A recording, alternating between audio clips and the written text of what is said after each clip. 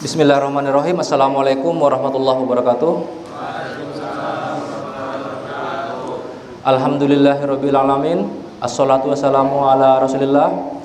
Segala puji bagi Allah Subhanahu wa taala yang telah memberikan kita nikmat sehat serta sempat untuk tetap menghadiri majelis ilmu ini yang diselenggarakan oleh remaja Masjid SMA Negeri 2 Sumeneb setiap hari Selasa malam ba'da maghrib.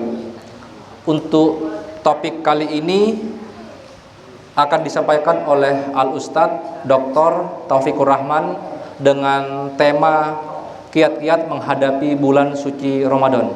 Kita tahu bahwa bulan suci Ramadan akan kita sambut bersama sebentar lagi, dan mungkin dari majelis ilmu ini, kajian Islam ini, kalian dapat mengambil pelajaran terkait kiat-kiat dalam menghadapi bulan suci Ramadan. Selamat menyimak. Barakallahu fikum. Wassalamualaikum warahmatullahi wabarakatuh.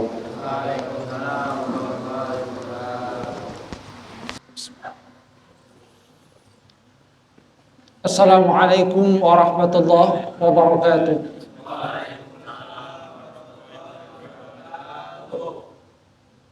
Alhamdulillah.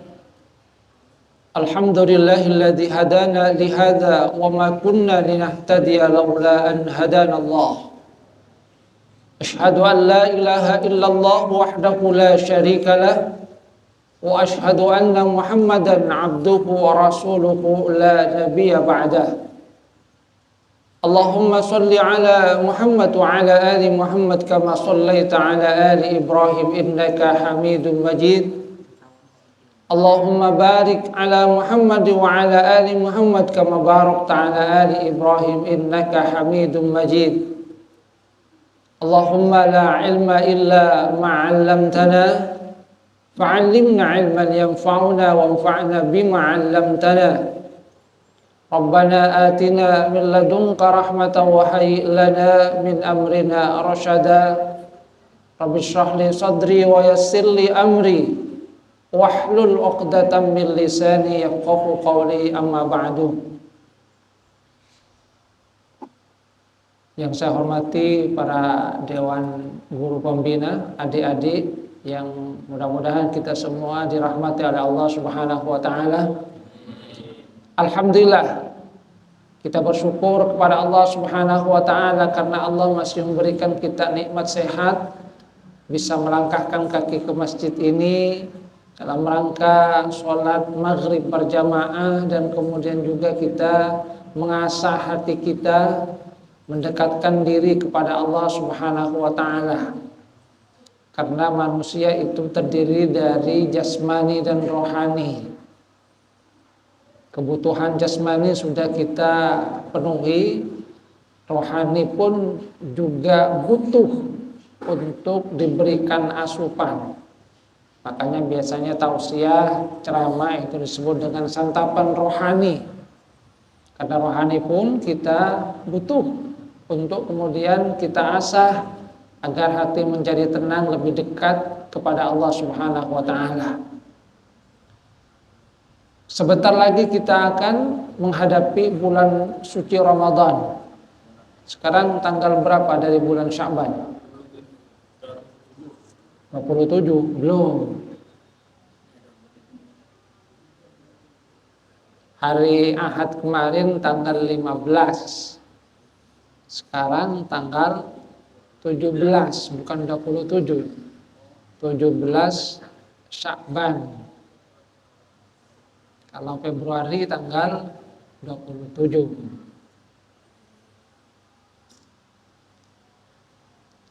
Jadi sekarang kita ada, karena kita sekarang sudah ada di malam hari, sudah masuk 18 Sya'ban. Karena dalam perhitungan Hijriah itu dimulai dari setelah maghrib. Makanya di dalam Al-Quran itu biasanya disebut lailan wa naharon, malam dan siang.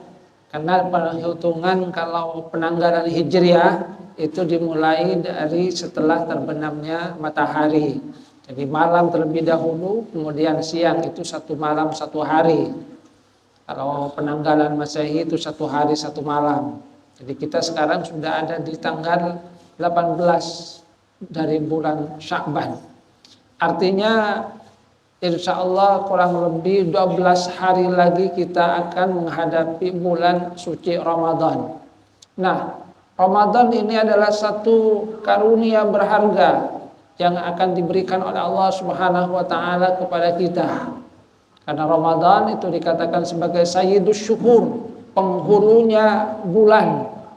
Ramadan adalah bulan suci yang di dalamnya Allah Subhanahu wa taala memberikan banyak keberkahan, melipat gandakan pahala. Maka bulan suci ini harus kita sambut dengan baik. Kita perlu mempersiapkan diri agar kita bisa mendapatkan keberkahan, kebaikan-kebaikan yang Allah Subhanahu wa taala akan berikan di bulan suci Ramadan. Apa saja yang perlu kita persiapkan? Persiapan pertama dan utama adalah persiapan mental. Mempersiapkan hati kita dalam rangka menghadapi bulan Ramadan. Sebab menghadapi Ramadan kita akan mendapatkan bahwasanya umat Islam itu terbagi menjadi 3. Ada yang susah menghadapi Ramadan. Kenapa susah? Karena yang difikirkan adalah hal-hal yang tidak baik, hal-hal yang buruk, yang kurang menyenangkan. Bagi yang jarang berpuasa kemudian berpikir, wah sebentar lagi saya ini mau lapar ya, lapar ya, seare punten. Sehingga pikiran yang seperti itu membuat dirinya susah. Apalagi yang suka makan itu, yang makannya banyak, gimana saya nanti menghadapi Ramadan ini. Sehari dari terbit fajar sampai terbenam matahari. Nah, pikiran seperti itu membuat dirinya susah. Apalagi kemudian, mohon maaf, ini ada yang rokok juga ya. Kalau para perokok itu biasanya lebih baik tidak makan daripada tidak merokok. Itu kata teman saya, karena saya sendiri tidak rokok. Susah juga biasanya. Makanya kalau para perokok itu habis sahur itu mereka itu rokok sebelum kemudian imsak gitu. Karena sebentar lagi kemudian harus menahan diri. Jadi itu yang mereka kadang pikirkan, celok. Jadi yang difikirkan adalah yang tidak enak, sehingga dia kemudian menghadapi Ramadan susah. Termasuk misalnya, mohon maaf, ada di antara yang jualan makanan, jualan nasi, dia kemudian takut bahwasanya dirinya itu akan kehilangan mata pencahariannya, rezekinya. Karena kalau bulan-bulan yang lainnya itu kan banyak yang beli, ini bulan Ramadan tidak ada yang makan. Ya, berarti dia akan kehilangan. Padahal sungguhnya tidak. Kenapa? Karena bulan Ramadan itu sebagaimana bulan yang lainnya, Allah Subhanahu wa taala tetap akan menurunkan rezekinya kepada manusia.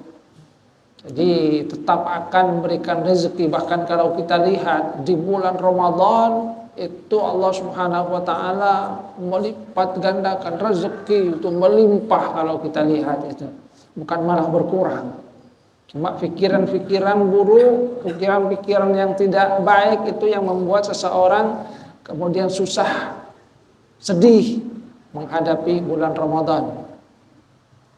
Kira-kira kalian sedih apa gembira ya? Gembira. Ada yang kedua yang biasa-biasa saja menghadapi Ramadan. Jadi Ramadan seperti halnya bulan-bulan yang lainnya. Datang Ramadan dia tidak gembira, berlalu bulan Ramadan dia juga tidak susah, tidak sedih. Karena kemudian bulan Ramadan seperti halnya bulan-bulan yang lainnya, rutinitas datang setiap tahun, datanglah puasaan. Sudah, hanya itu yang dia kemudian dapatkan.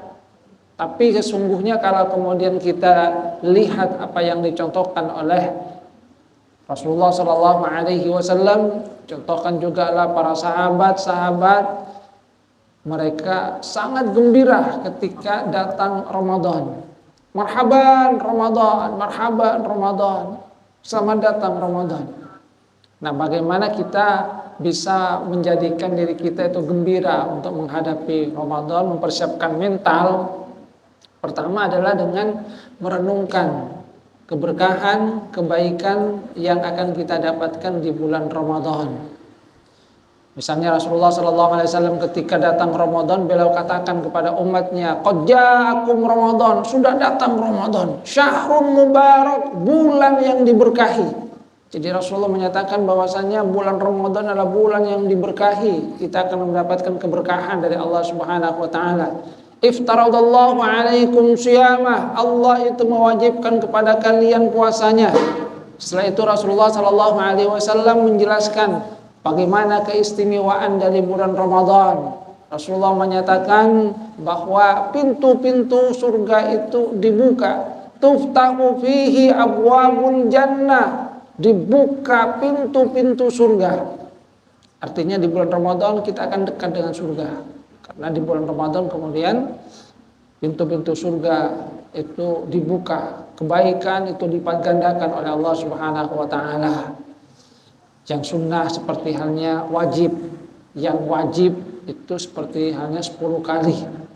Makanya kemudian Rasulullah menyatakan, "Lau ta'lamu ummati ma fi Ramadan la tamannau an takuna as-sanatu kulluha Ramadan." Seandainya umatku tahu apa keutamaan, keberkahan yang ada di bulan Ramadan, maka mereka pasti akan berharap 1 tahun itu Ramadan.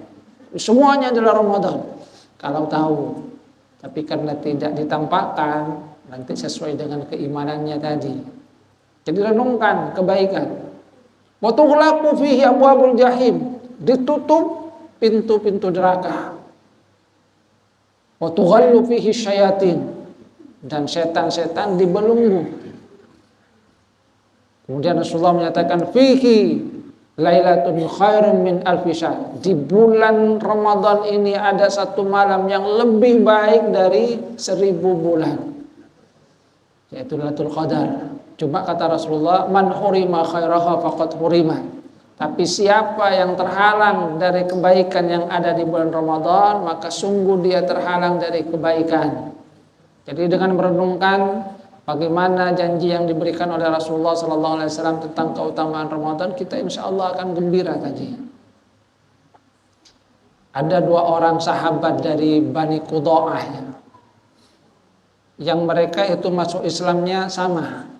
Jadi sama masuk Islamnya, sama-sama berjuang.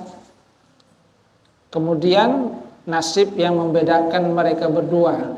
Yang satu mati syahid di medan perang, sedangkan yang satunya meninggal 1 tahun berikutnya, mati biasa, tidak di medan perang. Walaupun dia juga ikut perang, tapi tidak meninggal dunia di medan perang. Nah, satu waktu sahabat Rasulullah SAW yang bernama Thalhah bin Ubaidillah. Thalhah bin Ubaidillah ini adalah salah satu sahabat Rasulullah yang diberikan jaminan masuk surga.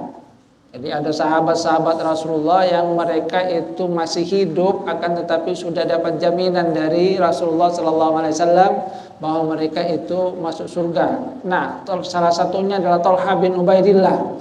Thalhah bin Ubaidillah 1 malam bermimpi. Mimpinya itu dahsyat, mimpi tentang kiamat.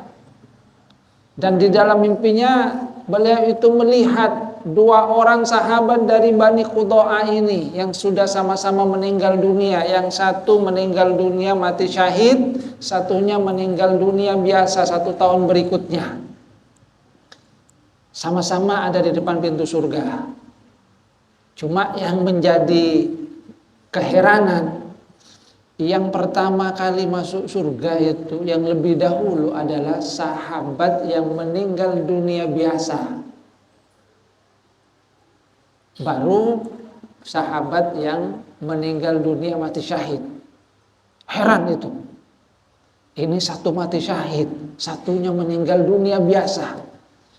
Harusnya kata Thalhah bin Ubaidillah, yang mati syahid ini yang masuk surga duluan. Ini kenapa yang meninggal dunia biasa yang masuk surga duluan?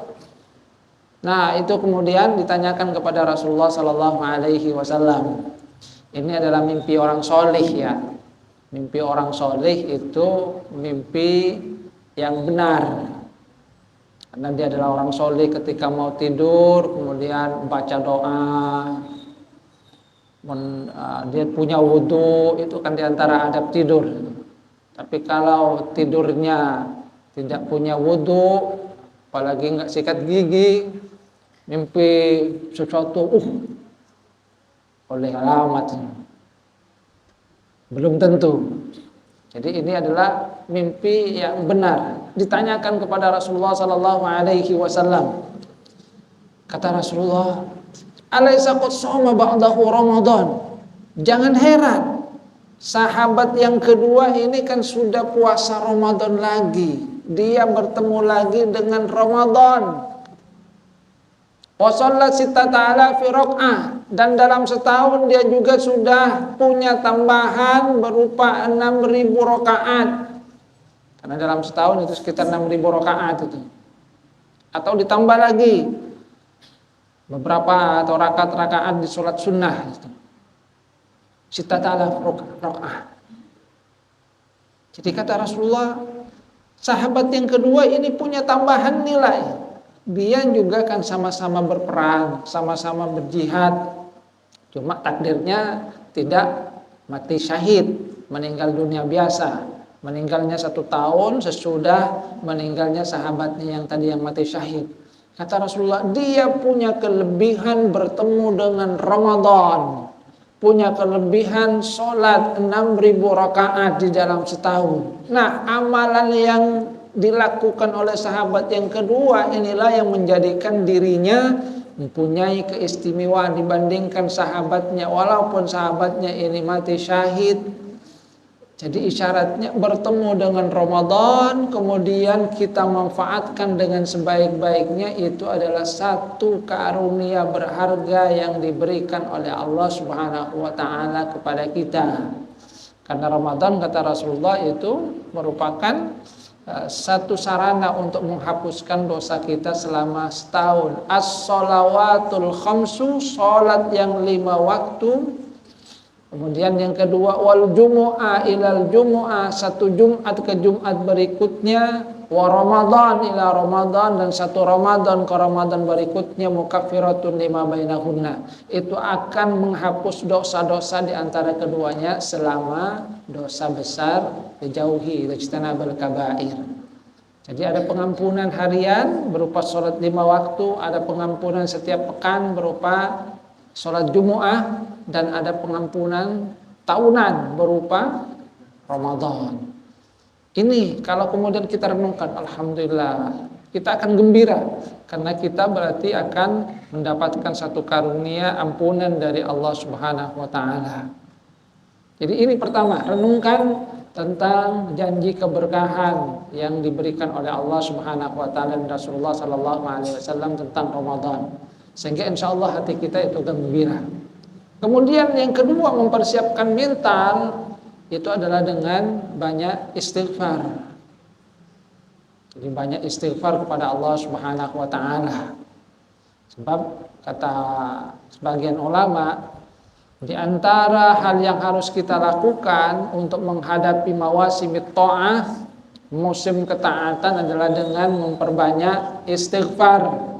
Kita mohon ampun kepada Allah Subhanahu wa taala, sehingga dengan demikian kita berharap bahwasanya noda-noda yang ada pada diri kita itu akan dihapuskan oleh Allah Subhanahu wa taala.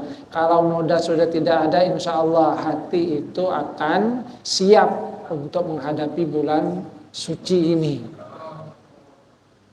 Jadi yang kedua, memperbanyak istighfar, mohon ampun kepada Allah Subhanahu wa taala. Jadi kita persiapkan dengan banyak istighfar, termasuk ya menghilangkan kebencian terhadap sesama manusia. Dikatakan itu, dulu kami ini tidak berani untuk menghadapi Ramadan kalau masih ada dendam terhadap sesama manusia. Hilangkan rasa benci, hilangkan rasa dendam, bermaaf-maafan. Ya, kemarin makanya di bulan di pertengahan Sya'ban kita kan kemudian bermaaf-maafan. Itu bagian dari upaya untuk menghilangkan dendam, menghilangkan rasa benci, yang itu juga merupakan persiapan menghadapi Ramadan. Dan yang ketiga, supaya mental itu kuat, kita membiasakan diri dengan amalan-amalan yang ada di bulan Ramadan. Makanya kata Ibnu Rajab Al-Hambali, apa-apa yang diperintahkan oleh Allah Subhanahu wa taala untuk dilakukan di bulan Ramadan itu dianjurkan untuk kita lakukan juga di bulan Sya'ban. Di bulan Ramadan kita diperintahkan berpuasa, maka di bulan Sya'ban kita juga dianjurkan banyak berpuasa supaya siap. Kemudian di bulan Ramadan kita dianjurkan untuk melaksanakan qiyamul lail, salatul tarawih. Maka di bulan Sya'ban kita juga, bagi yang jarang sholat tarawih, sholat malam, dirikan. Walaupun misalnya hanya 2 rakaat. Yang penting kita mencoba untuk membiasakan diri. Di bulan Ramadan kita diperintahkan untuk banyak qiraatul Quran, maka di bulan Sya'ban kita juga hendaknya memperbanyak qiraatul Quran. Makanya dari kalangan tabi'in, ada dari kalangan tabi'in yang namanya Amir bin Qais. Dia juga seorang pengusaha. Kalau datang bulan Sya'ban, dia kemudian sudah pasrah kepada Allah Subhanahu wa taala, ditutup tokonya. Dan kemudian menyibukkan diri dengan memperbanyak amal sholih, memperbanyak membaca Al-Qur'an. Itu kalau Amir bin Qais. Kalau kita sekarang tak pasrah. Ya, beda level itu. Tapi paling tidak tadi amalannya dia memperbanyak qiraatul Quran. Kalau Amr bin Qais itu supaya fokus sudah langsung ditutup tokonya. Suruh tutup nanti, suruh tutup sekolah tak ngajar aja. Tetap dalam kebaikan-kebaikan. Mereka itu memang sahabat-sahabat, kalau kata Rasulullah SAW, memang adalah generasi-generasi terbaik itu. Khairul qurun qarni, tsummal ladzina yalunahum, tsummal ladzina yalunahum. Sebaik-baik masa itu adalah masaku. Masa beliau bersama sahabat Rasulullah SAW. Tsummal ladzina yalunahum. Kemudian masa sesudahnya, masa tabi'in. Tsummal ladzina yalunahum. Kemudian masa berikutnya itu tabi'in. Pengikut berikutnya, membiasakan diri dengan amalan-amalan yang ada di bulan Ramadan. Ini mempersiapkan mental, sehingga insya Allah dengan begitu hati kita akan siap menghadapi bulan Ramadan. Karena Ramadan itu adalah bulan suci, kita persiapkan dengan hati yang suci menghadapi Ramadan. Kemudian persiapan yang kedua di dalam menghadapi Ramadan adalah persiapan ilmu. Jadi mengilmui apa yang ada di bulan Ramadan. Masih ada waktu sekitar 12 hari. Mari buka buku-buku yang berkaitan dengan Ramadan. Tata cara berpuasa yang baik dan benar. Kita pelajari sekarang gitu. Jangan ketika Ramadan sudah tiba baru kemudian tanya, ya tidak apa-apa juga. Tapi lebih baik kemudian kalau kita persiapkan jauh sebelum datangnya Ramadan. Samalah kalau kita mau sholat itu. Kalau mau sholat, mau takbir kemudian baru tanya, bacaan rukuk beremah. Pelajari dulu bagaimana bacaan ruku, bacaan iktidal, bacaan sujud sebelum kita melaksanakan sholat. Jadi ketika sholat itu kemudian tidak tanya-tanya lagi, langsung sudah mantap, Allahu Akbar, takbiratul ihram. Karena sudah tahu apa yang akan kita lakukan. Demikian juga bulan Ramadan. Sebelum datang bulan Ramadan, kita pelajari apa yang harus kita lakukan di bulan Ramadan. Persoalan tentang niat misalnya, itu sebelum datangnya Ramadan. Sebab saya pernah dengar di RRI itu, kalau tidak salah hari ke-6 itu baru tanya tentang niat. Kalau hari ke-6 baru tanya tentang niat, terus hari pertama sampai hari ke-5 di mana dia itu berniat itu? Ini kan terlambat. Sebab persoalan niat itu adalah sesuatu yang sangat penting gitu. Kalau puasa sunnah itu kata Rasulullah, ya boleh kita tidak yubayyit, tidak menginapkan istilahnya dimulai dari malam hari. Tapi kalau puasa wajib itu kan harus dari malam harinya kita sudah benar-benar berniat. Makanya kalau mazhab Maliki itu mulai dari awal Ramadan itu sudah niatkan 1 bulan penuh saya akan puasa Ramadan. Setelah itu kemudian tiap malamnya kita meniatkan diri untuk berpuasa Ramadan. Jadi jangan kemudian berapa hari baru tanya tentang niat, apa yang membatalkan, apa yang kemudian wajib, apa yang menghilangkan pahala puasa. Itu kita pelajari sebelum datangnya bulan Ramadan. Sehingga ketika Ramadan datang sudah siap itu. Oh, ini yang saya harus lakukan. Siap? Jadi sebelum Ramadan tiba. Walaupun memang tidak ada salahnya juga ketika Ramadan masih bertanya, akan tetapi tetap lebih baik tadi ketika Ramadan belum datang kita sudah mempersiapkan diri siap menghadapi apa yang akan ada di dalam bulan Ramadan.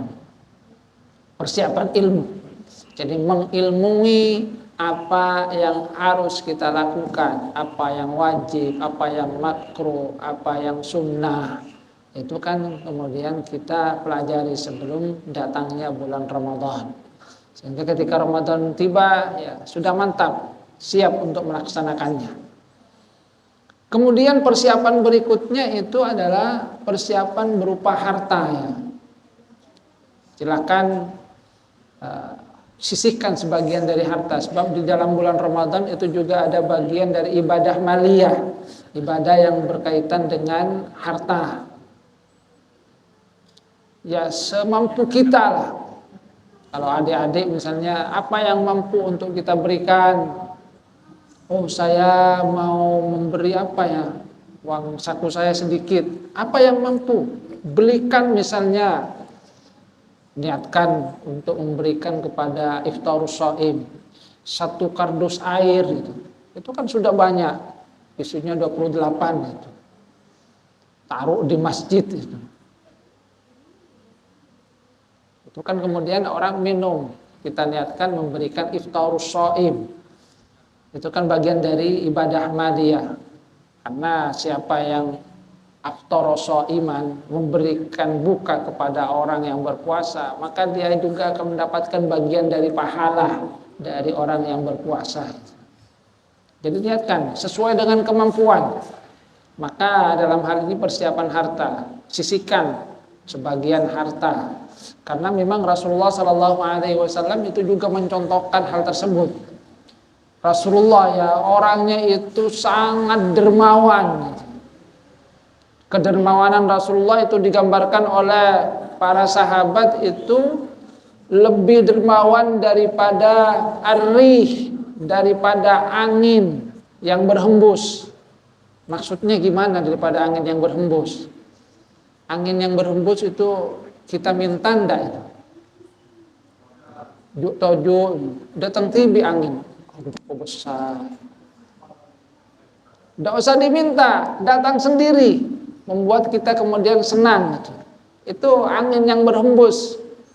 Jadi tanpa diminta angin itu sudah datang sendiri menghembus kita sampai kemudian kita ngantuk misalnya. Yang tadinya keringetan kemudian hilang keringatnya menjadi segar.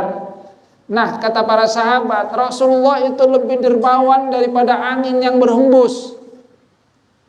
Tapi puncak kedermawanan Rasulullah SAW itu pada saat bulan puasa. Rasulullah itu miskin apa kaya ya? Kaya. Miskin. Sedang. Miskin, sedang, kaya, mana yang betul ini?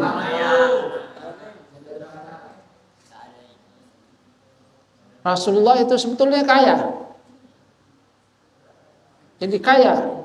Coba kalau kita lihat misalnya pada saat Rasulullah SAW menikah itu, mas kawinnya itu banyak itu. Kalau dihitung sekarang mungkin sekitar 5M itu. Nanti yang putri itu kalau minta mas kawin yang banyak itu. Jangan hanya uang 10.000. Apolo buka beli nasi.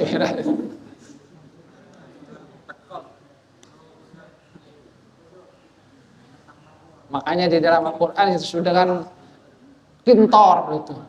Kintor itu artinya harta banyak itu. Tidak sedikit. Men 10.000 nemu tak perak, elang tak selesai. Rasulullah itu kaya. Apalagi kalau kemudian kita lihat, kalau ada harta rampasan perang, itu 1/5 milik dari Rasulullah SAW. Jadi 1/5-nya harta rampasan perang itu adalah milik dari Rasulullah. Cuma beliau itu tidak kemudian menyimpannya untuk diri sendiri, dibagi-bagikan. Sampai dalam satu cerita itu ada sahabat yang baru masuk Islam pada saat setelah Fathu Mekah dari kalangan Quraisy itu minta kambing pada Rasulullah, diberi 1, tambah ya Rasul, diberi lagi sampai 2, kurang, diberi 3, kurang ya sudah kamu lihat kambing yang ada di lembah itu, iya ya Rasul, sudah ambil kamu semua ya. Mulai kelih beri orang isinya kala akapila cusa. Jadi begitu dermawannya. Jadi dermawan Rasulullah, artinya Rasulullah itu kaya, akan tetapi beliau tidak mau untuk memperkaya diri. Jadi hartanya itu langsung dibagikan. Bahkan kepikiran kalau kemudian tidak segera dibagikan. Kalau kita kan sebaliknya, kepikiran kalau kemudian mau dibagikan. Hari ada kita ada. Tapi Rasulullah berat. Rasulullah itu sebaliknya. Sampai satu waktu Rasulullah itu habis sholat zuhur, bagi-bagikan itu harta rampasan perangnya sampai selesai, sampai lupa tidak sholat sunnah sesudah zuhur.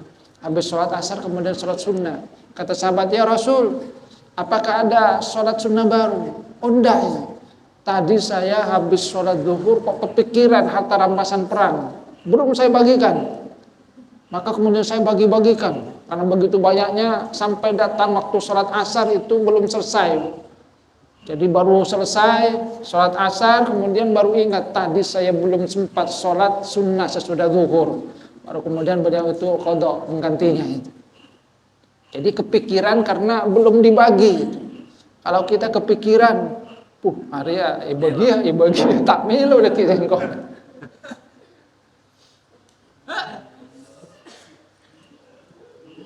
Nah, persiapan harta ya semampu kalian.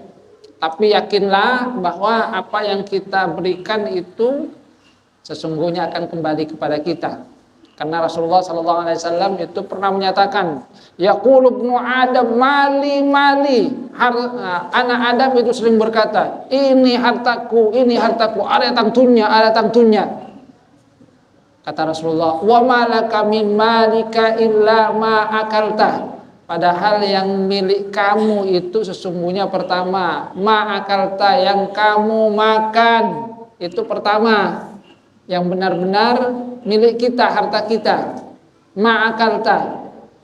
Kemudian yang kedua adalah malabista, yang kamu pakai. Jadi kita manfaatkan yang dimakan, yang dipakai. Kemudian yang ketiga adalah matasaddaqta, yang kamu sedekahkan, fa'abqaita, dan itu yang kamu abadikan. Jadi harta manusia itu sesungguhnya bukan yang ada di bank itu, bukan yang ada dalam tabungan, tapi 3 ini yang dimanfaatkan. Kalau tidak dimakan, dipakai, atau yang disedekahkan. Wa masih wadzalika fa huwa dzahib. Yang selain itu dari yang 3 itu kata Rasulullah itu akan pergi. Wa tariku linnas. Kalau meninggal dunia akan ditinggalkan untuk orang lain. Dan itu bukan harta kita lagi, karena bagian dari tirkah, harta waris, milik orang lain sudah. Jadi jangan khawatir, karena itu yang akan menjadi milik kita dan pasti akan diganti oleh Allah Subhanahu wa Ta'ala. Persiapan yang ketiga adalah persiapan berupa harta, ya semampu kita. Karena Allah Subhanahu wa taala tidak menilai dari banyaknya ya, tapi adalah biqadri at-ta'ab, sesuai dengan kemampuan.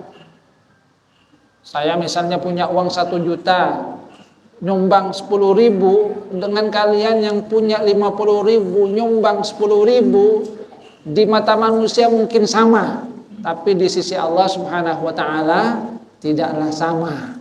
Karena kan 10.000 bagi saya itu hanya berapa persen itu, sedangkan 10.000 dari 50.000 itu adalah 20%. Kalau yang penting 1%,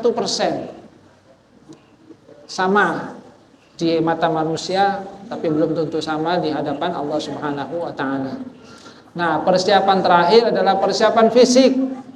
Jaga fisik kalian dengan sebaik-baiknya, karena di bulan Ramadan juga butuh fisik yang prima. Puasa di siang hari itu kan butuh fisik. Kemudian di malam hari kita butuh untuk fisik kuat juga, untuk sholatul tarawih, qiraatul Quran, tadarus, itu kan butuh fisik yang prima.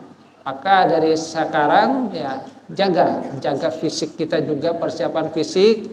Kalau bisa jangan sakit di bulan Ramadan. Ya walaupun sakit itu bukan kita yang ngatur, tapi kan kita berusaha gitu. Ya kalau kemudian ternyata sakit ya bagian dari takdir gitu. Tapi yang penting kita berusaha dari sekarang mempersiapkan diri dengan sebaik-baiknya. Baik, sampai di sini ada yang ingin tanya mungkin? Ada pertanyaan, silakan. Kalau nggak ada, Pak Ustaz Taufik yang akan tanya. 3 pertanyaan. Kalau tidak ada, saya akan tanya.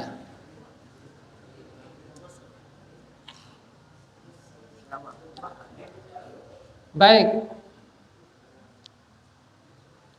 Pertanyaan pertama, silakan putra atau putri yang bisa jawab, nanti ada bonus dari Pak Hairil.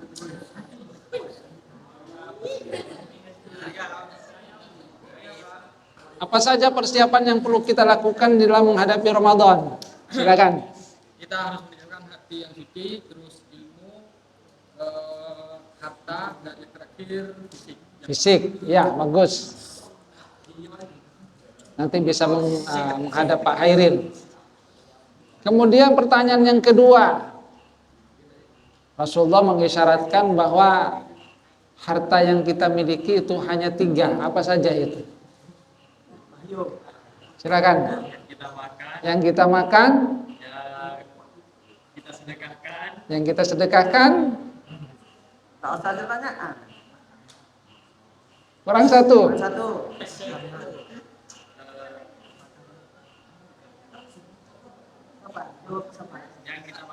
Yang kita pakai. Ya betul. Jadi yang harta kita yang sebenarnya itu yang kita makan, yang kita pakai, dan yang kita sedekahkan.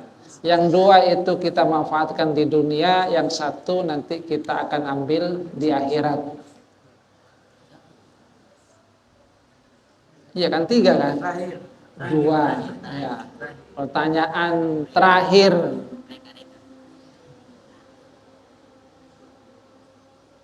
Ada 3 sarana untuk mendapatkan pengampunan. Ada harian, ada apa saja itu? 3. Ya silakan.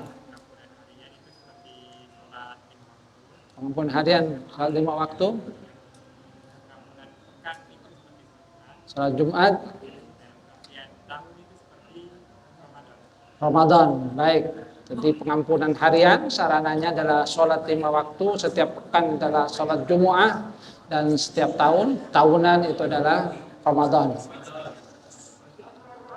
Baik, silakan nanti menghubungi Pak Hairil yang sudah bisa menjawab. Karena sudah isya, kita cukupkan. Mudah-mudahan apa yang kita bahas bermanfaat. Subhanakallahumma bihamdika asyhadu an la ilaha illa anta astaghfiruka wa atubu ilaik. Assalamualaikum warahmatullahi wabarakatuh.